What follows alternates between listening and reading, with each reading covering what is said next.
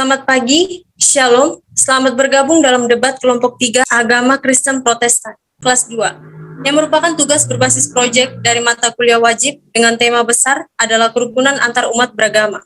Pada kesempatan kali ini, debat yang akan dilakukan oleh kelompok 3 adalah dengan judul Keberagaman Agama sebagai Pemersatu bagi Kalangan Muda-Mudi. Maka izinkanlah kami terlebih dahulu memperkenalkan diri kami. Sebagai moderator, saya sendiri Stefani Francisca Barus dan rekan saya Mirnawati Simanjorang.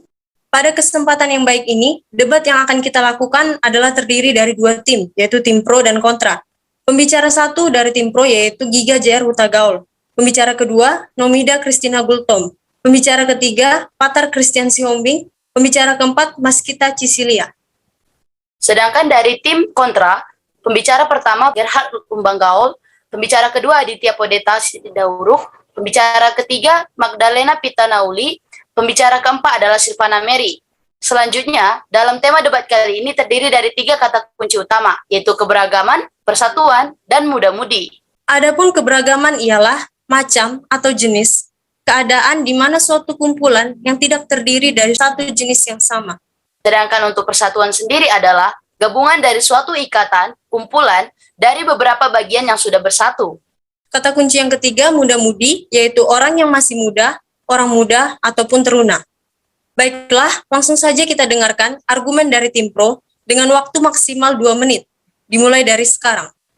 Kami dari tim pro setuju dengan topik debat kita kali ini, karena beberapa hal. Yang pertama yaitu, perbedaan sudah seharusnya menjadi sumber persatuan. Karena seperti yang kita ketahui bersama, bahwa di dalam perbedaan banyak sekali kesempatan untuk bersatu. Di dalam perbedaan, kita justru saling melengkapi, saling mengikat satu sama lain.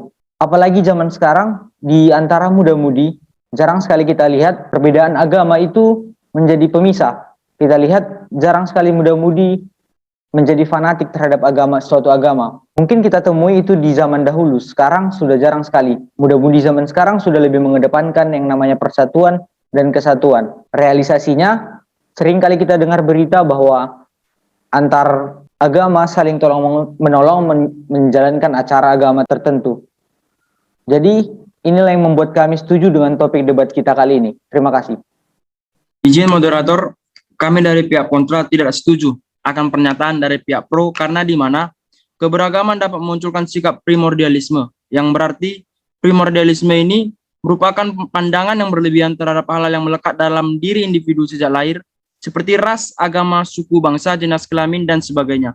Primordialisme ini juga cenderung membentuk kelompok-kelompok fanatik berdasarkan agamanya serta menganggap aliran agamanya paling benar. Seperti yang kita sudah lihat di dunia nyata maupun dunia maya, banyak agama yang menyindir, bahkan menghina agama lain. Sekian dan terima kasih. Baik, terima kasih atas kesempatannya. Saya dari tim pro. Sebelumnya, saudara dari tim kontra mengatakan bahwa keberagaman agama bisa membuat agama yang satu dengan agama yang lain saling menjatuhkan. Kami tidak setuju dengan ini karena keberagaman agama justru menciptakan kehidupan yang lebih berwarna dan indah karena adanya perbedaan agama itu tadi. Bisa kita bayangkan ya, jika di negara Indonesia ini hanya ada satu agama, tentu hal itu akan membuat kita hanya memahami satu agama itu saja. Tapi kita harus bangga karena di negara kita ini terdapat 6 agama sehingga menambah keindahan tersendiri bagi negara kita dan membuat kita bisa saling memahami agama yang satu dengan agama yang lain dan menciptakan rasa toleransi di antara sesama manusia.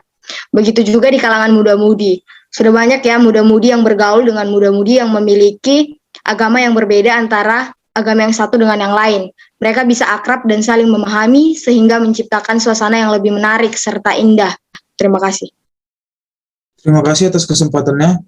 Saya ingin menyanggah dari tim pro yang mengatakan bahwa keberagaman memperindah negara Indonesia. Kata memperindah ini memiliki banyak arti yang salah satunya keberagaman agama, di mana keberagaman agama dapat menimbulkan prasangka buruk dalam masyarakat terhadap suatu kelompok masyarakat. Sangat rawan untuk diadu domba dan dipecah belah. Ini menyebabkan keberagaman adalah salah satu sumber perpecahan. Terima kasih. Baik, terima kasih atas waktunya. Kami dari tim pro tidak setuju dengan pendapat dari tim kontra yang menyatakan keberagaman itu akan menimbulkan sebuah perpecahan. Keberagaman juga akan membuat negara Indonesia semakin maju dan sejahtera. Karena itu, keberagaman seharusnya menjadi alat kita untuk bergerak lebih pesat melampaui negara-negara lain yang tidak memiliki privilege, sehingga kita bisa terus mengikuti perkembangan zaman yang sangat cepat, bahkan bisa membuat zaman di mana kebudayaan dan adat istiadat kita bisa beriringan dengan agama, teknologi, dan ilmu pengetahuan. Terima kasih. Saya tidak setuju dengan pendapat tim pro, karena saya merasa keberagaman itu lebih cenderung menimbulkan perpecahan dibanding membuat negara Indonesia semakin maju karena perbedaan itu sendiri. Keberagaman itu menyebabkan perpecahan karena keberagaman itu membuat perbedaan-perbedaan yang sangat rawan untuk diadu domba.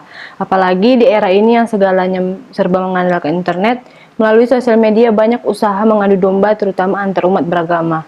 Sasaran yang paling empuk adalah kaum muda-mudi yang biasanya lebih cepat terpancing karena emosinya yang belum stabil, sehingga informasi yang diterima biasanya langsung diterima tanpa dipikirkan terlebih dahulu. Interupsi. Baik, instruksi saya terima. Sebelumnya saudara mengatakan bahwa muda-mudi adalah sasaran yang empuk bagi para penyebar ujaran kebencian. Menurut saya ini adalah hal yang kurang tepat dan menjadi keliru, karena kita tahu sosial media adalah dunianya anak muda atau dunianya muda-mudi zaman sekarang, sehingga berita-berita bohong, berita ujaran kebencian seperti yang Anda katakan sebelumnya, ini akan menjadi sangat sulit untuk diterima oleh para muda-mudi. Sama seperti yang saya katakan sebelumnya, muda-mudi sudah lebih mengedepankan persatuan dan kesatuan. Sudah jarang kita temui bahwa muda-mudi ada yang fanatik terhadap suatu agama. Terima kasih. Baik, kaum muda-mudi yang saya maksud di sini adalah remaja yang berkisar umur 12 sampai 18 tahun yang emosinya belum stabil. Contohnya, saat ini remaja yang masih SMP sudah diberikan HP dan kurang diawasi oleh orang tuanya, yang membuat remaja tersebut dapat menerima informasi dari sosial media dan jarang menyaring informasi itu dengan baik. Perbedaan itu bisa menjadi bahan untuk mengadu domba. Adu domba ini pastinya akan menimbulkan kebencian.